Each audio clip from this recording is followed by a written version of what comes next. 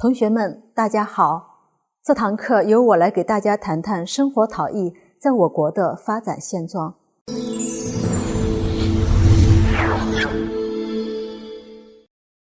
我们知道，陶器在原始社会的产生就是以盛物的器皿形式出现的。8000年前的原始人或许是在一场森林大火中发现泥土可以在火中烧结，而成为用来制作食用器皿的材料。自此，原始先民开始自主用泥土盘筑能够盛物的器皿来供日常使用。可以说，这是生活陶瓷器皿的发端。纵观中国陶瓷史，每个时代都有着鲜明的器物特征。唐代唐三彩的璀璨，宋代青白瓷的优雅，元代青花的晴朗，明代五彩的绚丽，清代颜色釉的丰富。这些不仅是中华民族的瑰宝，而且给全世界都带来了极大的滋养。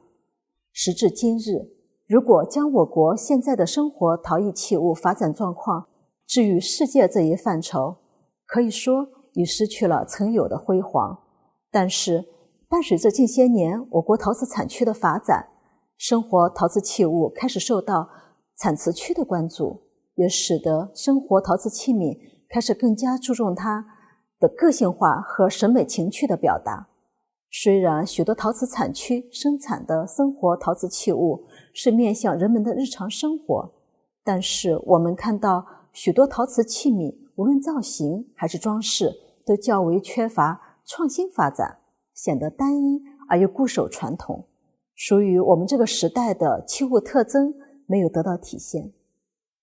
从这一角度来看，生活陶艺在我国的发展是相对滞后的，没有真正进入人们的日常生活。如今，生活陶艺的概念和美学追求在陶瓷艺术专业的从事者群体中已经形成，但是在人们的日常生活中还没有得到广泛的认同。对生活陶艺的个性化特征、手工制作性、形式的多样性没有形成一定程度的审美诉求。这一方面与大众的收入水平、消费观念有关系，另一方面源于人们对日用陶瓷实用要素第一的惯性认识，而忽略对审美品味的更高要求。普通民众通常不会为了满足个性化的审美追求，花几十上百元去购买他们认为可有可无的生活陶艺制品。我举个例子，我的姐姐是一个注册会计师，有一天她来我家，看到我家里使用的陶瓷器皿，对陶瓷器皿不是圆形的，对柴烧的陶瓷器皿表面的粗粒非常不理解。她对我说，你用的这些太难看了，还那么贵，它们为什么不是规整的？为什么表面不是光滑的？怎么你会用它们？像我姐姐这样看待生活陶艺器物的大有人在，在他们看来，陶瓷器物应该是规整的、光滑的，这样才漂亮。其实这也折射出人们对器物实用至上的一种态度。器物规整和光滑对他们来说很重要，当然这也是看待陶瓷器物的一种方式。这也说明了生活陶艺要真正进入人们的日常生活还有很长的路要走，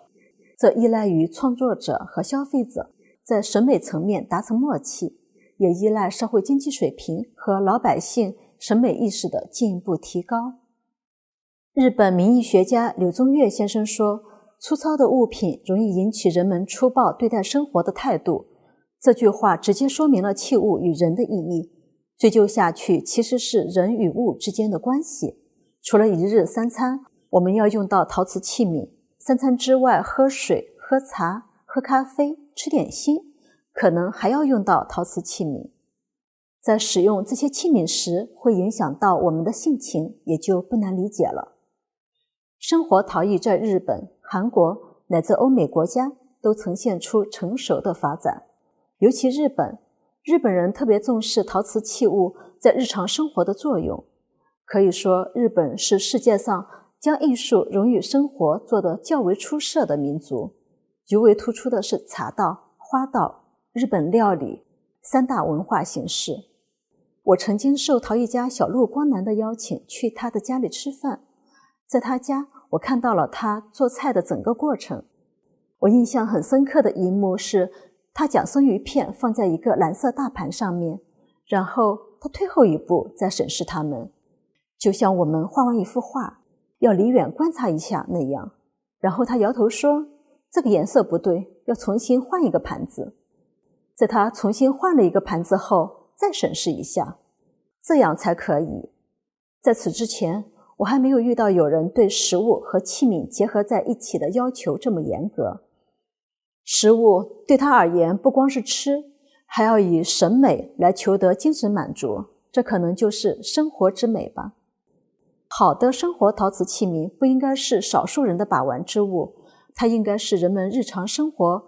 必备的器具。什么时候我们也可以有这样的态度来对待食物和器皿的关系。从我国现在生活陶艺的发展状况来看，景德镇的发展面貌可以说是我国陶瓷产区最为活跃的。虽然前些年生活陶艺在景德镇的发展比较滞后，但随着陶瓷市场的发展，可以看到这2年生活陶艺的发展情况发生了突出的变化。越来越多的年轻陶艺人将创作目光投向生活陶艺。这些年轻人大多数毕业于景德镇陶瓷大学，他们将自己从学校所学的知识和技能置于市场中进行检验。同时，在乐天陶社创意市集、陶溪川艺术街区等一些创意平台的推动下，他们的生活陶艺制品可以直面市场。从每周1次或数次热闹非凡的市集中，可以感受到生活陶艺的发展前景。器皿关乎生活，一个时代的日用器皿能见证这个时代文明发展的高度。制作生活陶瓷器物的过程是与材料交流的过程，在这个过程里，能从材料所赋予的表现力中感受到人性。通过材料，我们可以表达自己的情感，可以建立融入天地自然之间的通道。我们将这种感悟通过作品传递给他的消费者，真正体现陶瓷器皿与人们日常生活的关系。